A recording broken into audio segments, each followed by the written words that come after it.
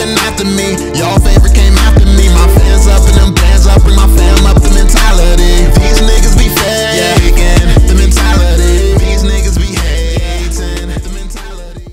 Yo, what is going on, y'all? It's your boy VeLL back with another Mobile Legends video, and I actually just read something that was pretty funny. Like, have you ever just read something and you was like really interested in what it said, then you had to just double back by the time you got to the end? Like, well, what the heck did they just say? Like, that literally just happened. So, one of y'all, I don't know, somebody posted on the Mobile Legends forum. They said, please buff Freya. Make the range of her first skill longer, make her second skill stun duration longer and more powerful, and please buff her armor and resistance. And I was thinking they were going to continue and go on into why that was a logical decision. Then I read, she is kind of powerless for a 1v5 battle. I'm like, what? You try to get Freya prepared for a 1v5? Like, I don't even know what this means, man. I really don't even know what this means. Like, no hero in Mobile Legends should be able to take on a 1v5. Like, that's really not how it works. So that's the reason that I'm making this video, to basically explain the role of Freya. Like, because yeah, it seems like some people don't know the role of Freya. So first off, I do want to say that no hero at all, including Freya, should be able to take on a 1v5, but actually knowing what her role is could be a little bit difficult. So I think that one thing that people get confused is when it comes to fighters, they think that they're supposed to be able to do a lot of damage. They think that they're just supposed to be out there killing everybody, when that's not the case at all. Like, I think that one of the biggest assets of having a fighter is what they can do to support the team.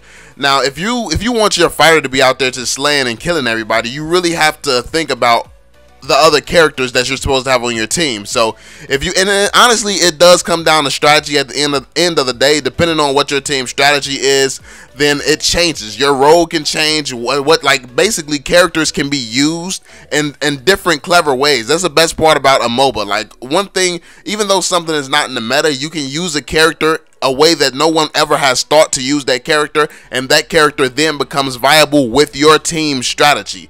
And I do want to stress the fact that it's a team strategy. It's your team. It's a team game. Honestly, it's difficult to understand, and it's kind of difficult to do tip videos, because you have part of the community who has teams, and then you have the majority of the community who don't have teams and just solo players, so they'll never actually be able to experience the game how it's supposed to be played.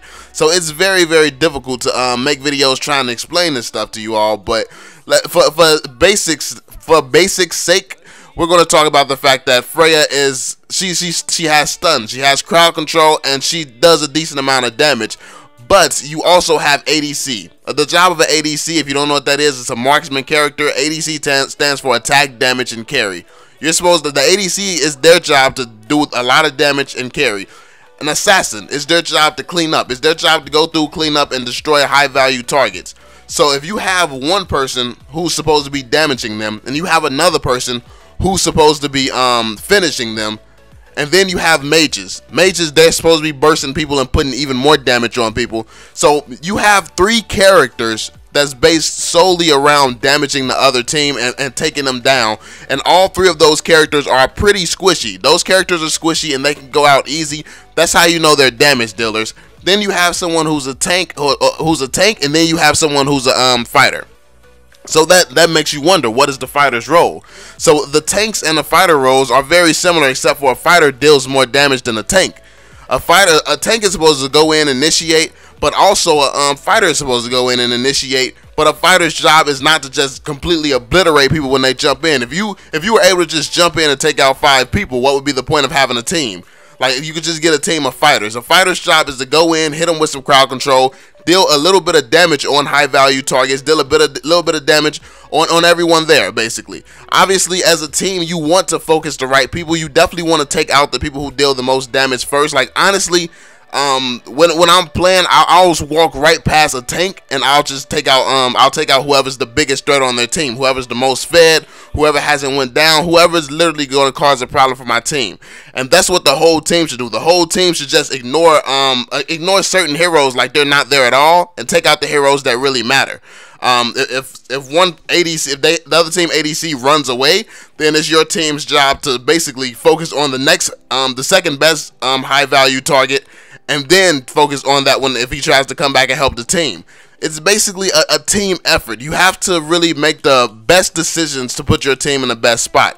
So I think that when it comes down to choosing a fighter, one of the reasons that I'm always on Zylong's neck, and I'm always talking about how Zylong doesn't fit into the meta, it's simply because all he's good for is split pushing towers, and he can do a lot of damage really quick, but that's not of value to a team. If someone's only valuable point is when they're leaving their team, not helping their team, if the other team has a team comp that has a bunch of crowd control and has a bunch of, and how do I put this? If the other team has a team that makes their entire team built well for teamwork, you trying to split push with a Zylong will just basically ruin your team. Because honestly, a good team, if you have the right team comp, they can literally dive you. They can dive your whole team under a tower. They can take out the tower and your whole team.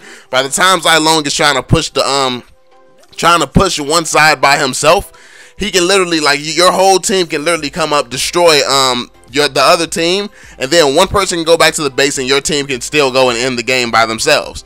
And that's the thing, when you have to depend on a split push, it's not that valuable. So when it comes down to actually using a fighter and how you use a fighter, it basically in this meta especially, you want to choose fighters based around who has the best capability to work with a team.